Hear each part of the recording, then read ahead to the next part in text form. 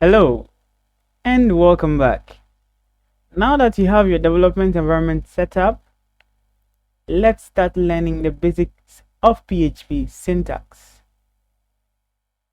Before we dive deeper and then actually demonstrate, go into our text editor and start writing codes, there are some few key things that we need to keep in mind, okay?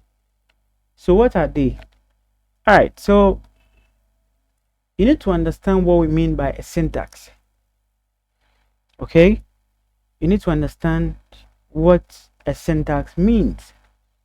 So we are saying here that the generic definition of syntax is a set of rules and patterns governing the structure of a particular language or system.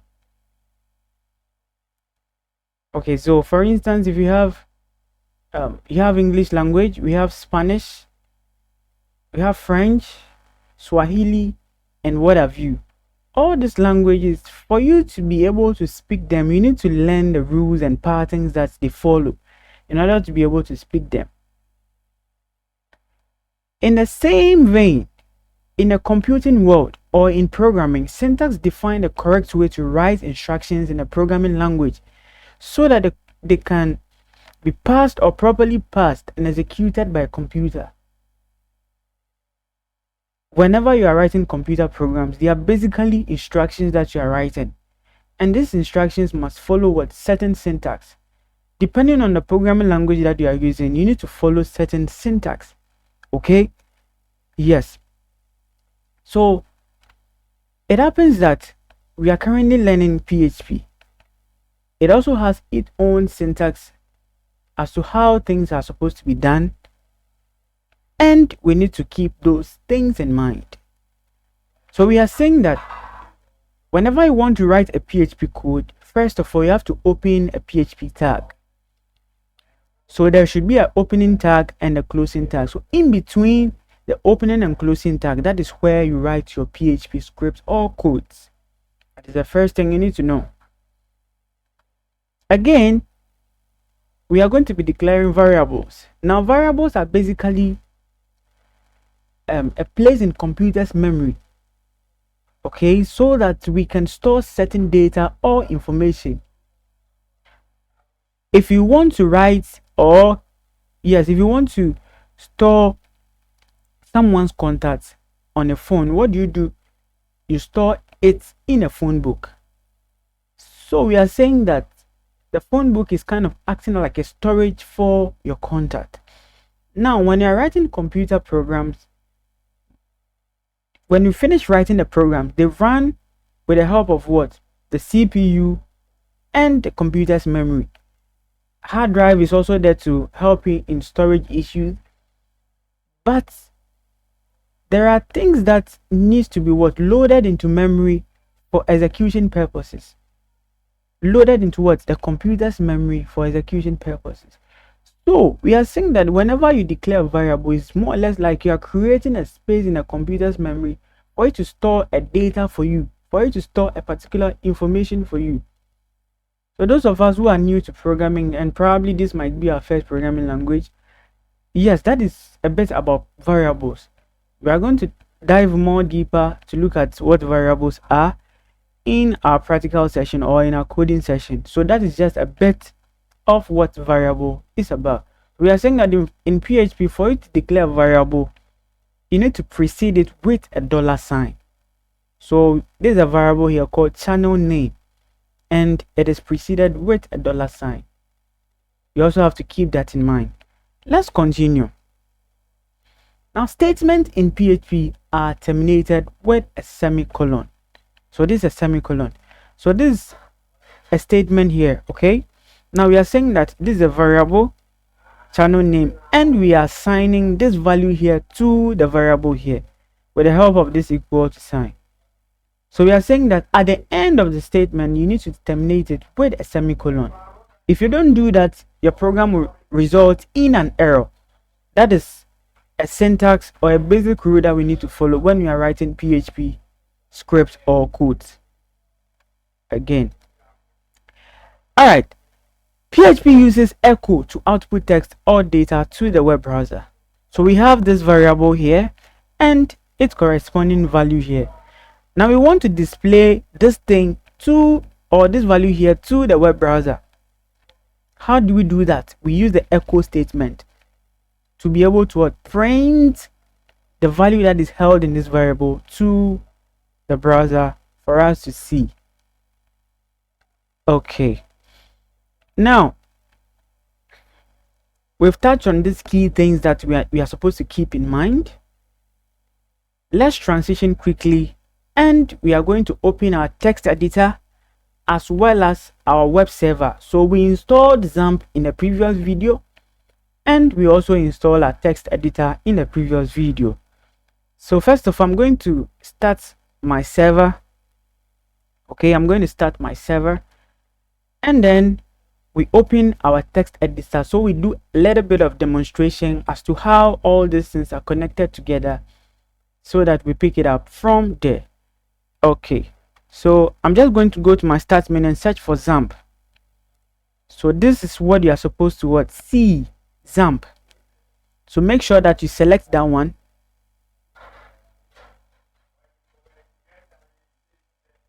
Make sure you select this one. So when you open the interface, this is how you're supposed to see it. Okay, so first of all, let me just stop this processes. Let me just stop these processes first.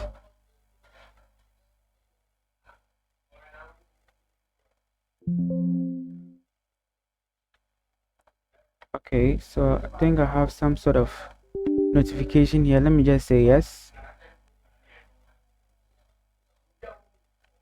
Okay, so let me stop this one as well, and let me accept the notification here. Do you want to allow this app to make changes to your device? Yes.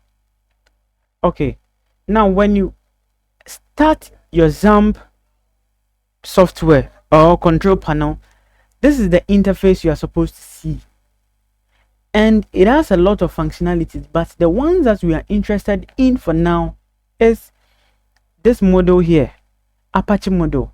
That is what we are interested in, because that is what is going to help us be able to run our PHP codes or script. So first of all, what you are supposed to do is that when you come to the actions side, you just have to click on start here. Okay, and when you click on start, I'm presented with a few instructions.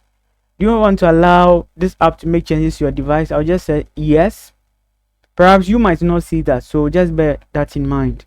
Okay, now that the Apache server is started, we can go ahead and open our text editor and then start writing some few codes. You see that at the actions column here, now the start button has now changed to stop. It means that our Apache server is currently running. So supposing that you click on start and you are getting some red notification, it means that there is some issue with your port. There is some port issues in your system. You can just look up that on Google as to how to fix it. Okay, yes, so that is it for now.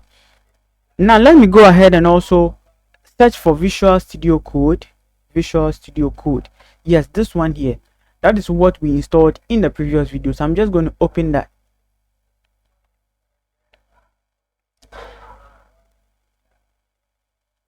Okay, so it is opening. Okay, now when you install Visual Studio Code for the first time, the interface is a bit different. Okay, you are presented with a welcome screen, and the look and feel of the environment is a bit different.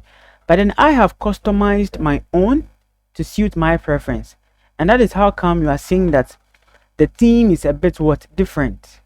Okay, so if you want to change yours to whatever theme you want, just search that on YouTube as to how to change your theme and all those things. You'll be good to go.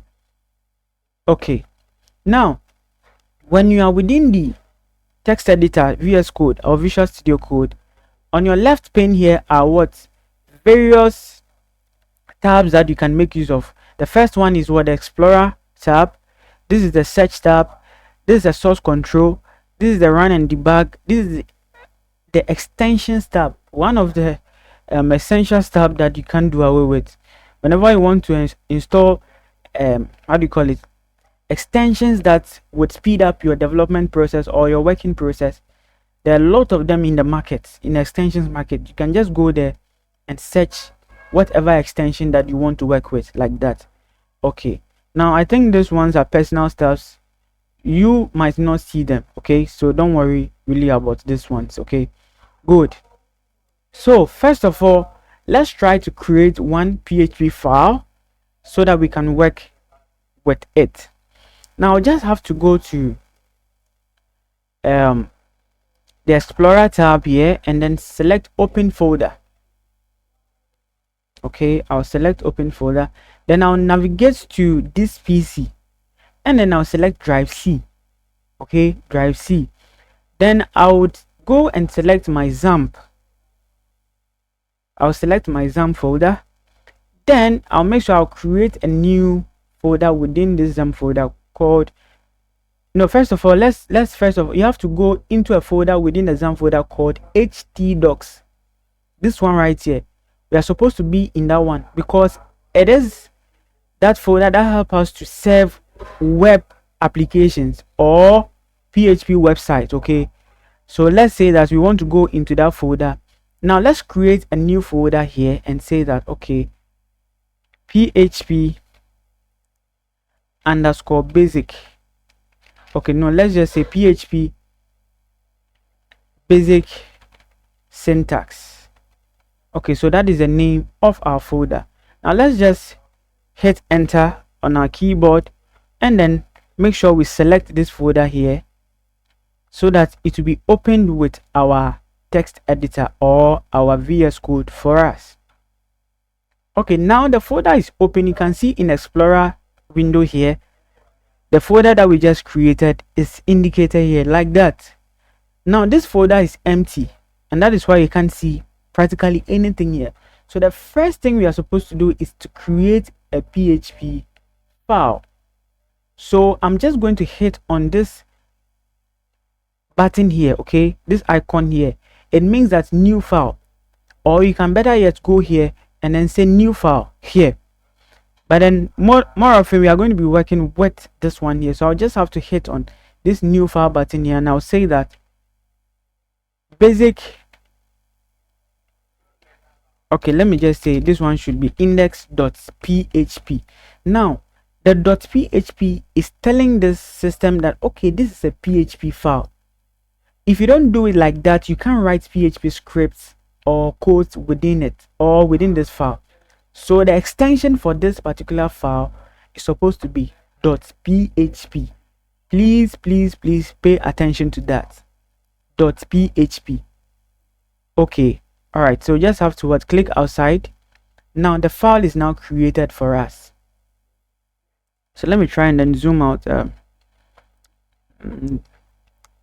Let me increase the font size a little. Okay, this is loading up. Let me increase this one to, for instance, 24, and then save it.